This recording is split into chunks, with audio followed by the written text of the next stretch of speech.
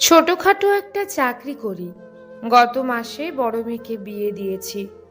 ধার দেনা করে প্রায় 6 লক্ষ টাকা খরচ করে একটু আগে মেয়ের ফোন। বাবা, কেমন আছো? হ্যাঁ মা, ভালো। তুই ভালো আছিস তো? আছি বাবা, ভালো আছি। এইভাবে বলছিস কেন? তোর শ্বশুরবাড়ির সকলে খুশি হয়েছে তো? ওরা কিছু বলেনি তো? শাশুড়ি বলেছে বিয়েতে যে আসবাবপত্রগুলো দিয়েছো ওগুলো নাকি নিম্নমানের। তখন আমার চোখের জল টলটল করছিল।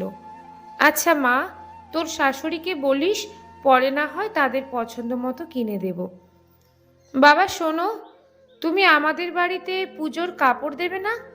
হ্যাঁ মা, দেব। কেন? তুমি কাপড় দিও না।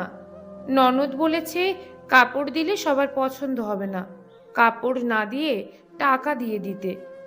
30,000 টাকা দিলে সবার নাকি হয়ে যাবে। আচ্ছা মা, তুই চিন্তা করিস না, আমি এখনো বেঁচে আছি। আমার বুঝতে দেরি হলো না, এতক্ষণে মেয়ের চোখের অনেক জল গড়িয়ে পড়েছে। আচ্ছা বাবা, এখন রাখি। আচ্ছা মা, ভালো থাকিস। রাতে ছোট ছেলে বাড়ি ফিরে আমাকে বলছে, বাবা তুমি আছো? হ্যাঁ আছি। কিছু বলবি? হ্যাঁ, আমার একটা ল্যাপটপ কিনতে হবে।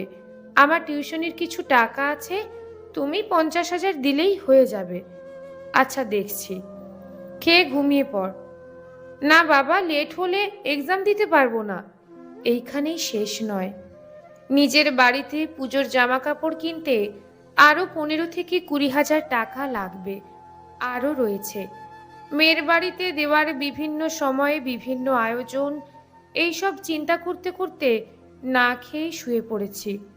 অনিতার মা অনেক কিছু জিজ্ঞেস করেছিল, কিছু না বলেই শুয়ে পড়েছি। মাথায় একটা বিষয় কাজ করছে, টাকা টাকা আর মেয়ের সুখ। এইভাবে রাত 12টা। হঠাৎ করেই বুকের ব্যথাটা বেড়ে গেছে। ধীরে ধীরে আমি দুর্বল হয়ে যাচ্ছি, আমার হাত পাগুলো অকেজো হয়ে আসছে। আমার সারা জীবনের অনেক স্বপ্ন অসমাপ্ত রয়ে গেছে, সেই চিন্তাগুলো এখনো আমার পিছু ছাড়ছে না। পরদিন সকালবেলা সবাই কান্নাকাটি করছে। আমার ছোট মেয়ে আর আমার স্ত্রী সবচেয়ে বেশি কাঁদছে। শুনলাম বড় মেয়ে আমার অসুস্থতার খবর পেয়ে ইতিমধ্যেই এসে গেছে। সবার দিকে চেয়ে থাকলাম, অনেক কিছু বলতে চাইছে কিন্তু কিছুই বলতে পারছি না। ঠিক 2 মিনিট পর আর কিছু জানি না, সব শেষ। এইভাবে হারিয়ে যাচ্ছে অনেক বাবা, আর বাবার স্নেহ থেকে বঞ্চিত হচ্ছে শত শত ছেলে মেয়ে।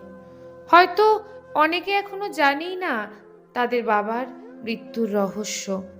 লেখা সংগৃহীত, পাঠে রুম্পা বিশ্বাস।